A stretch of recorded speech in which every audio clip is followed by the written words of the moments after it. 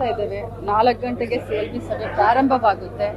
ಸಭೆಯಲ್ಲಿ ಏನು ಡಿಸಿಷನ್ ಆಗುತ್ತೆ ಅನ್ನೋದು ಖಂಡಿತವಾಗ್ಲೂ ತಮಗೂ ಎಲ್ಲರಿಗೂ ಗೊತ್ತಾಗುತ್ತೆ. ಮೀಟಿಂಗ್ ಮುಗಿದ ಮೇಲೆ ನನಗೂ ಹೇಳಲಿಕ್ಕೆ ಅನುಕೂಲ.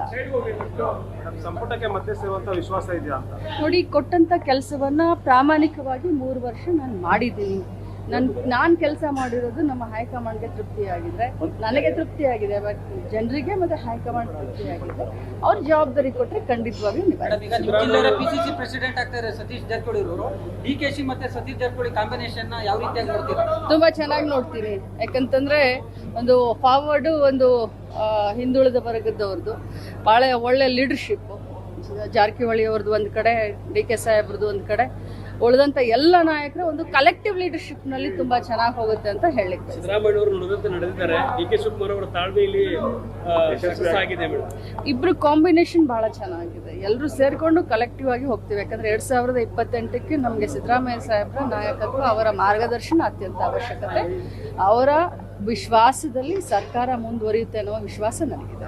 DCM ವಿಚಾರಕ್ಕೆ ಸಂಬಂಧಪಟ್ಟಂತೆ ಮಹಿಳಾ ಇದಕ್ಕೆ ಕೊಡಬೇಕು ಅಂತ ಏನಾದ್ರು ಹೇಳ್ತಾ ಇದ್ದಾರೆ? ಖಂಡಿತವಾಗ್ಲೂ ಇಲ್ಲ, ನನ್ನ ಬೇಡಿಕೆ ಏನೂ ಇಲ್ಲ. ನಾನು ಸಿಂಪಲ್ ಒಬ್ಬ ಕಾರ್ಯಕರ್ತೆ, ಪಕ್ಷದ ಶಿಸ್ತಿನ ಸಿಪಾಯಿ. ಪಕ್ಷ ಏನ್ ಹೇಳುತ್ತೋ ಅದನ್ನ ಮಾಡ್ತೀನಿ. ಸೀನಿಯರ್ಗಳು ಬಹಳಷ್ಟು ಜನ ಇದ್ದಾರೆ. ನಾನು ಬರೀ 2ನೇ ಬಾರಿ MLA ಆಗಿದ್ದೀನಿ. DCM ಅದು ಇದು ನನ್ನ ತಲೆಯಲ್ಲಿ ಏನೂ ಇಲ್ಲ. ಪ್ರಾಮಾಣಿಕವಾಗಿ ಕೆಲಸ ಕೊಟ್ಟರೆ ಕೆಲಸ ಮಾಡ್ತೀನಿ ಅಷ್ಟೇ. ಕಡಿಮೆ ಅಂದ್ರೂ 3 ಸ್ಥಾನ ಕೊಡ್ಬೇಕು ಅನ್ನೋದು ನಮ್ಮ ಆಸೆ. ಯಾಕಂತಂದ್ರೆ ಬಹಳ ದೊಡ್ಡ ಜಿಲ್ಲೆ, 18 ಕ್ಷೇತ್ರ ಇರುವಂತ ಜಿಲ್ಲೆ. ಸೊ ಅದಕ್ಕೋಸ್ಕರ ನಿಮ್ಗೆ ಹೇಳ್ತಾ ಇದ್ದೀನಿ, ಅದಕ್ಕೋಸ್ಕರ 3 ಮಂದಿ ಕೊಡ್ಬೇಕು.